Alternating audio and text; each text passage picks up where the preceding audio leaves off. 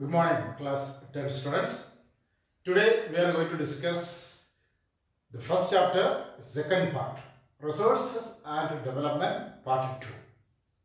Last class we have seen so many topics, and today we are going to see from Rio de Janeiro summit and rest of the portion.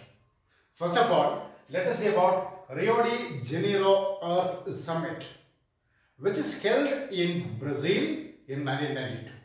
So in this Earth Summit, representatives of more than 100 nations participated. So they arranged this meeting for immediately discussing an important matter: global environmental protection and resource conservation. To discuss these matters only, more than 100 nations representatives participated. Resource conservation and environmental protection, global environmental protection. This was the main concern for a long period of time. World leaders were discussing, because for sustainable development, for the continuous development everywhere in the world, resource conservation is very much necessary. How resource conservation is possible and what methods want to be followed for environmental protection. To discuss these matters only, Rio de Janeiro Earth Summit held in 1992, especially in Brazil. And now let us see about Agenda 21. Agenda 21 was a declaration of all the world leaders that they all will work together, cooperate together for what? For environmental protection and for resource conservation, for mutual development, for economic development, and for fighting against diseases and poverty everywhere in the world. That's why Agenda 21. They organized Agenda 21. It is a declaration signed between the members who participated in the Rio de Janeiro Earth Summit. And in this agenda, as per Agenda 21, all these member nations will work together, cooperate together, they will cooperate together for fighting against diseases, poverty, and for economic development of all, and of course for environmental protection. And in this Agenda 21, they together took a decision that every nation wanted to follow their own Agenda 21, because their own policies for environmental protection, for the eradication of poverty, for the eradication of diseases, and for economic development, for resource conservation, every nation also wanted to follow their own procedures, their own steps. That is called, that means Agenda 21. Every nation wanted to follow their own Agenda 21. So here, Rio de Janeiro Earth Summit, which is held in 1992, for immediately urgently discussing about environmental protection and also for global cooperation, for resource conservation, and also for expanding the area of forest, that is forest policies. In every nation, forest area want to be increased. Then only environmental protection will be there. Global warming can be controlled. Ozone layer depletion can be controlled. For that, forest area want to be increased. So every country want to take some steps for increasing forest areas in their nations. That is why Rio de Janeiro Earth Summit held. So as per Rio de Janeiro Earth Summit, Agenda 21 also they made, as per Agenda 21, all the nations will work together for global cooperation, for global economic development, for fighting against environmental, fighting for environmental protection, fighting against diseases and poverty, for resource conservation, for increasing the forest areas. Now let us see the topic resource planning. Why resource planning is needed? We know that all types of resources are not available everywhere. In some regions, economically valuable resources can be seen, and in some regions, economically less valuable resources only can be seen. So, for the overall development of all the regions of a nation, for the development of all the states and all regions of a nation, resource planning is needed.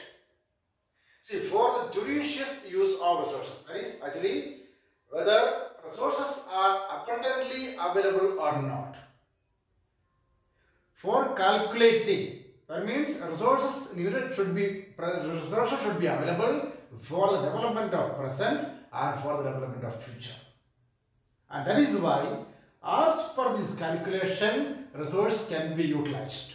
If abundantly or largely available, it can be utilized more at present, because even though if we use more at present, still sufficient stock will be there for the future. That is what for judicious use of resources. And for the development of all the region, because we have seen some resources are very important resources, economically valuable resources. These type of resources are found only in some regions of our country. So, wherever these type of resources are available, only their economic development will be there, and other areas economic development will not be there. So, for the arrangement of economic development properly in all the regions of a nation, resource planning is needed. Resources, wherever economically valuable resources are available, extract or utilize these resources for the development of all region. And that is what we can say that for economic development of all region. Some example, let's see that actually in the state of Arunachal Pradesh, sufficient water resources are there. But here in this state, infrastructural facilities are very poor. The same way in the region of Ladakh, cultural heritage, very good cultural heritage is existing, but lacks water, deficiency in water. Similarly, in the state of Chhattisgarh, Jharkhand, Madhya Pradesh, in such areas we have seen coal and other mineral deposits are abundantly found, and some other types of resources may be deficient in that region. And that's why wherever economically valuable resources are available, extract or utilize those resources and use that resource for the economic development of all region. That is why we can say that is called resource planning. And now let's see resource planning in India. For the resources planning, first of all, you have to understand that resource planning is needed. And that means wherever resources are located, that is minerals are located, it must be identified and its quantity must be calculated, quality also must be calculated. Because if resources after the extraction of resources only, if it comes to know that resources are only very limited and its quality is very poor, only economic wastage will be there. It may not be, extraction will not be profitable. Resource development or utilization will not be profitable. It must be economically profitable. For that, resource planning is needed. So, first procedure in the resource planning, there are three procedures. First procedure is identification and inventory of resources. So, in this procedure, wherever resources are located, that is called mapping, survey, quantitative and qualitative estimation, means calculation. In this procedure, the quality of the resources is calculating, and quantity, how much quantity resource is available from a region, it is also getting calculated. And mapping, wherever resources are, whether it is in the forest area, whether it is in a mountainous area, whether it is in the plain area, whether it is very deep below the surface of the earth, whether very close to the surface of the earth. This is called identification or mapping or surveying of resources. So after the completion of identification and inventory of resources, next procedure evolving a planning structure. How can we utilize or extract these resources? For that, what technology need to be developed? What skill need to be utilized? And which type of institution want to be set up? That is the arrangement of technology, skill and institution. That is the procedure of evolving a planning structure. And third procedure is matching the resource development plan with the national development plan. Resources which are available in a region, and that should be utilized for that particular region as well as all other regions of the nation. That is called matching resource development plan with the national development. Resources which are found in a region, that must be utilized for the development of all the region. Not only the resources which are found in a particular area, not only for the development of that region, the resources which are found in a region must be utilized for the entire region of a nation. That is called matching resource development plan with national development. So in the resource planning, we know that actually for the judicious use of resources and also for the overall development of a nation and for taking care for the economic development of one region and also for the judicious use of resources and also for knowing whether resources are abundantly available or not. And resource planning, three procedures: identification and inventory, evolving a plan, matching resource development plan with national development. Now, let us focus on land utilization. This portion explains for what purpose our land area, total land area of our country is used for which purposes. In next page, you can see two pie charts. These two pie charts are comparison. In that pie chart, all these are clearly shown. That means, let's see, our lands are used for forest. That means certain percentage of our land area is used as forest areas. Certain percentage of our land area is used as barren or wasteland, and land used for buildings, roads, factories, industries, like that. And our land areas are there. Some portions of our land area is permanent pasture or grazing land or miscellaneous tree crops. Some land areas are wasteland. Some land areas are actually current fallow. Current fallow means land which is left uncultivated for less than one agricultural year. That is called current fallow.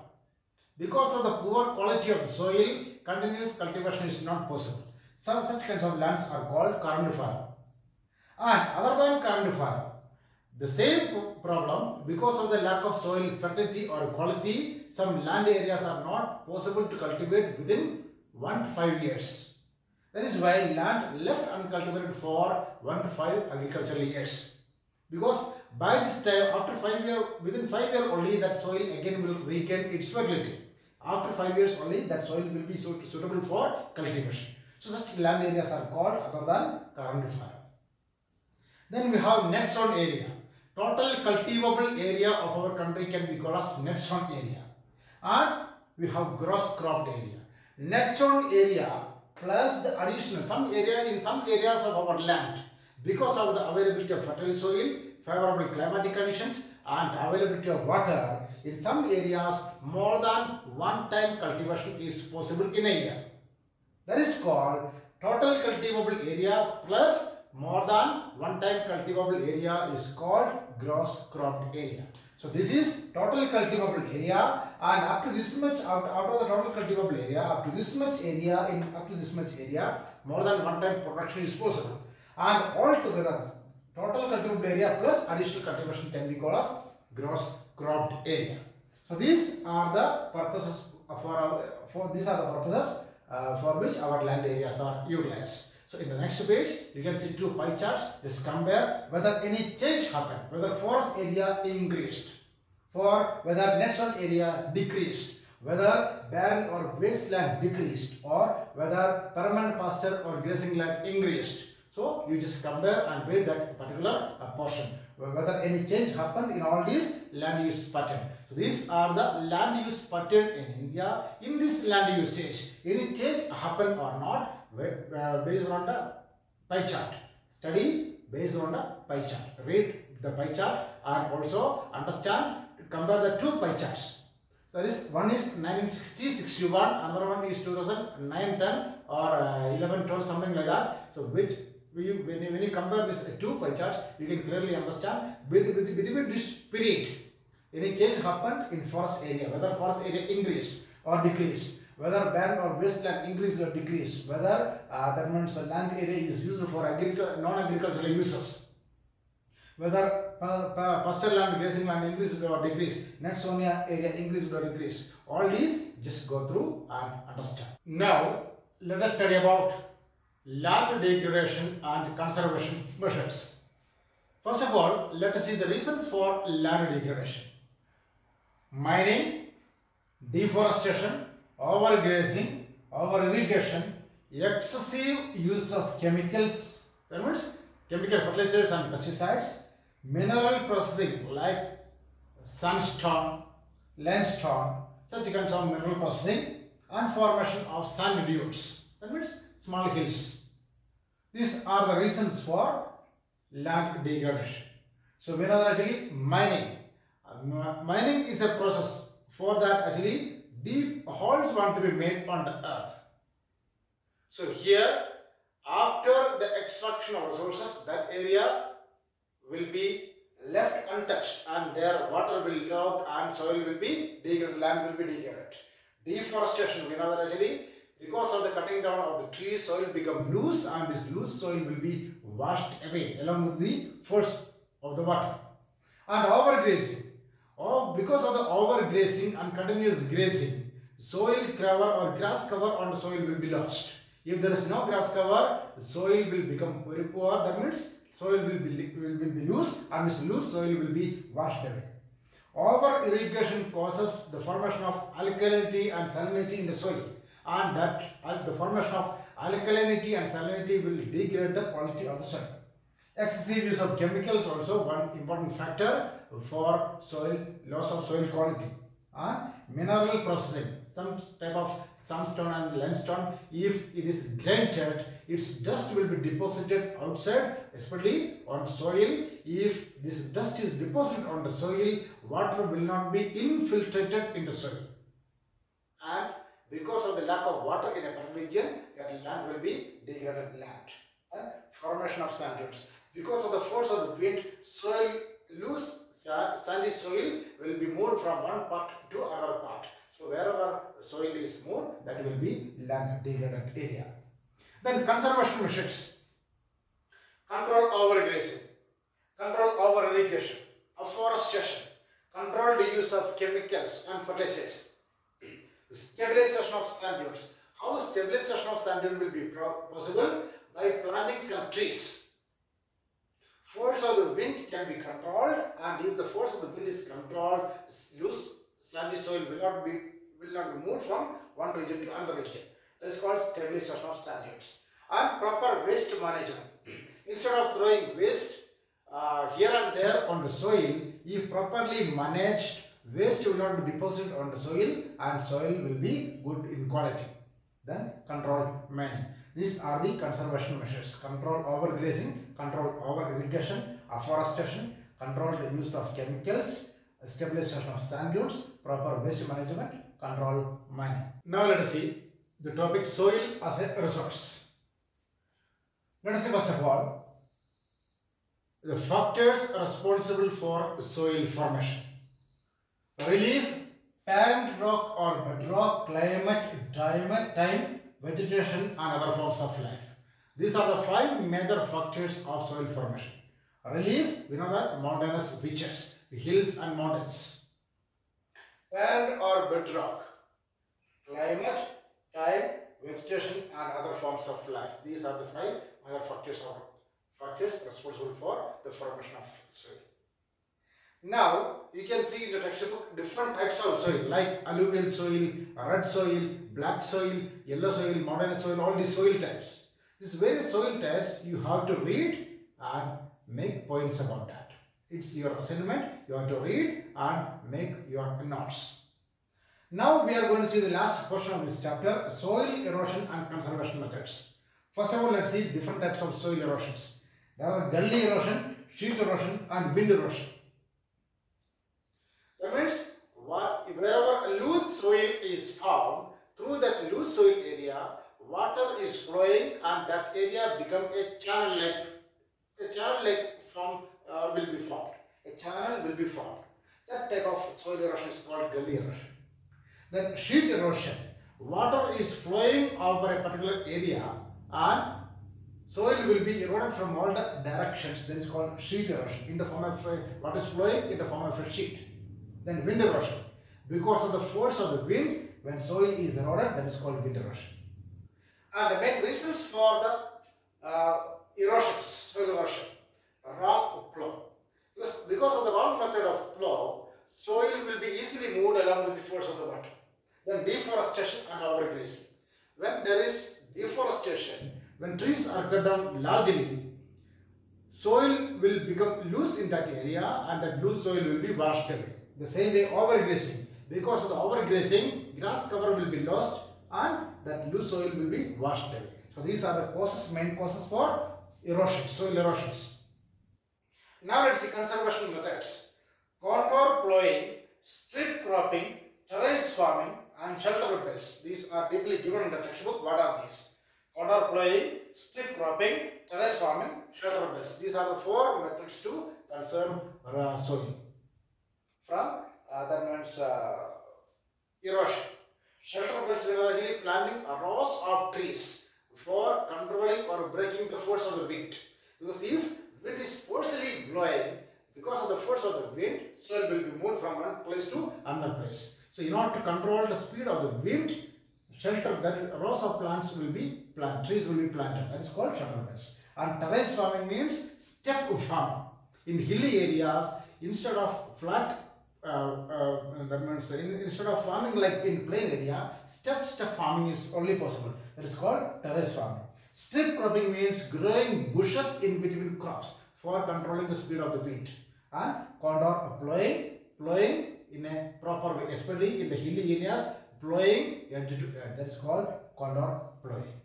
So this topic is finished here. All of you read the chapter very thoroughly and understand the topic.